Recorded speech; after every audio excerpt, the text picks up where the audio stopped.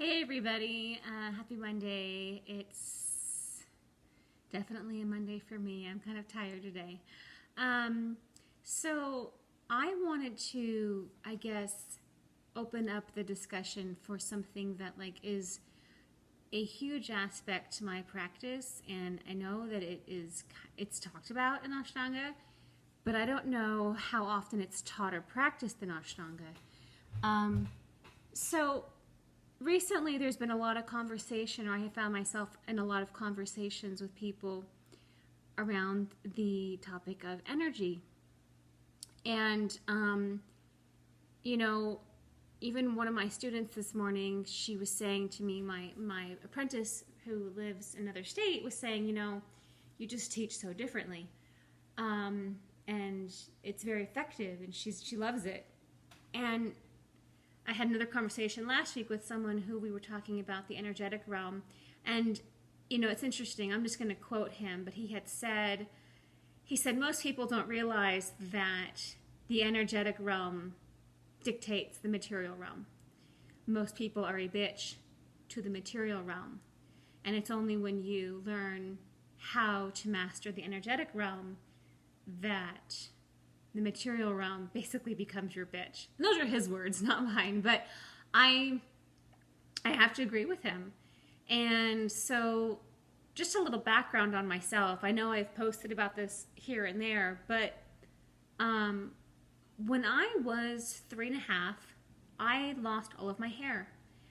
And it all just fell out. I looked like a chemotherapy patient, and I went bald. And no one knew what was wrong with me. My mom went to every doctor in town, and it wasn't until she stumbled upon, I believe he was homeopathic. He may have done Chinese medicine and homeopathy, but I know he did homeopathy to get my hair to grow back. And what is homeopathy? It's vibrational-based medicine. I mean, it's all meridians. They look at what's clogged, they look at what needs balance, and they dose you accordingly. And within, 6 months, I got hair. It grew back. It turned out it was a thyroid problem that needed balancing. But as a result of this, I've spent my entire life going to natural doctors, energy healers. When I was 14, I began studying metaphysics very heavily. That was even before my Ashtanga practice started. And so for me, I can't really separate out the energetic part when I'm teaching. I can't separate out the energetics when I'm practicing, because I know that they dictate the physical. And, I don't know that this is really, I know it's mentioned, but no one really dives into what that means. So for me, as a practitioner for many years, when I would just practice solo, in between visits from my teachers, I would play with that. And I would think, okay, well, in order for this to open, energy needs to move here, and in order for this to strengthen, energy needs to move there, and that was just the way I thought. And as a teacher, I basically do the exact same thing. So for me, I've had students say to me, how do you get people to progress so quickly? Well, it's not because I'm reading their physical body, because I'm not. I am not reading their physical body. I am reading their energetic body, their subtle body. And, I got into the process of observation around 2003 and learned to really observe myself. And I just live in this state of observation now. It's I'm in my ego living as a human being, and I'm watching myself in my body living as a human being. That's what I do now. I can't separate it out. I watch myself watching myself. But as I have developed this habit of observation, now I just sit and observe my students, and I watch the energetic body move, and I watch where energy's not going, or where too much energy's going. And it's a very hard skill to teach. I can teach it, but it's not something that you learn like you would learn anatomy, because it's tapping into the energy. And so I've learned with my empathic skills to use my empathic body to gauge where another person is at, and to see where are things stagnant, where are things clogged, where are things tamasic, where do we need to shift the prana. And on top of that, the energy body will talk back. And so I get information. I get, like, it's not just physical. In fact, I would say 50% of the time when someone is tight or hung up on something, it's not physical. It is 100% emotional or psychological. And this is where, like, I will just read the body's energy to figure out what that really is. Because the thing is, if you are hung up on, I'm not strong enough, I'm not worthy enough, I'm not cool enough, and you'd be surprised what kind of messages will come out of your own subconscious if you're really honest.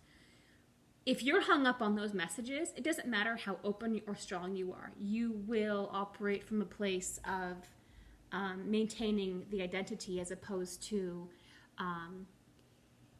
working on the physical body. It's meaning that, like, you're going to constantly sabotage yourself from the work, which most of the time isn't in the actual physical body. The physical body is just a reflection of what's happening in the energetic body. So, and that's why I talk a lot about, like, samskaras, because those are basically, like, in a nutshell, like, unhealthy belief systems that don't serve us. And they're found in the energetic body. If we go below the physical body. So, okay, you need to move. So, you know, that's basically how I work as a teacher. I mean, for me, I can't just separate, like, oh, like the pose, it lives on its own island and isn't connected to anything else in your subconscious or, you know, your goals. Like, no, like, you are the infinite spectrum of all that is. And if you want to be in that flow of that infinite spectrum, then we got to figure out what you're holding on to or identifying with that's clogging up the process. Sometimes it is purely physical. Sometimes people just have really tight connective tissue. Sometimes people have injuries that they need to fully heal from. But I have found so often, too, that an injury can become its own entity and can prevent you from moving forward. So it's really fascinating how brilliant we are when it comes to manifesting things in our body to hold us back from where we really want to be.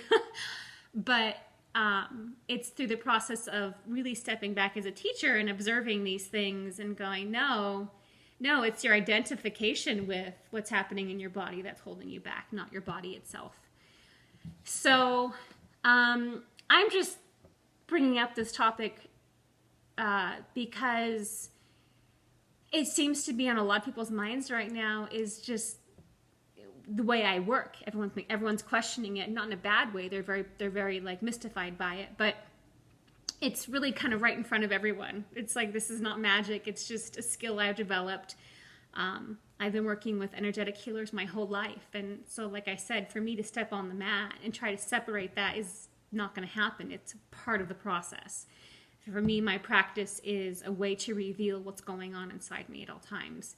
So, anyway, I just wanted to share that with you guys because it's just another way to think about your practice, another way to get into your body, another way to question what's happening with you and what's really at the core of your weakness or your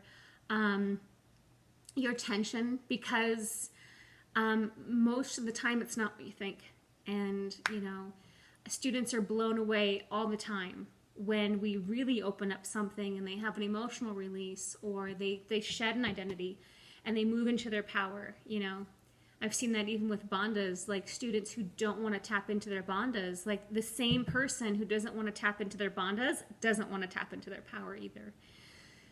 So anyway, it's just a topic that I wanted to put out there, another way of thinking about your practice. And if you have any comments or questions, feel free to message me.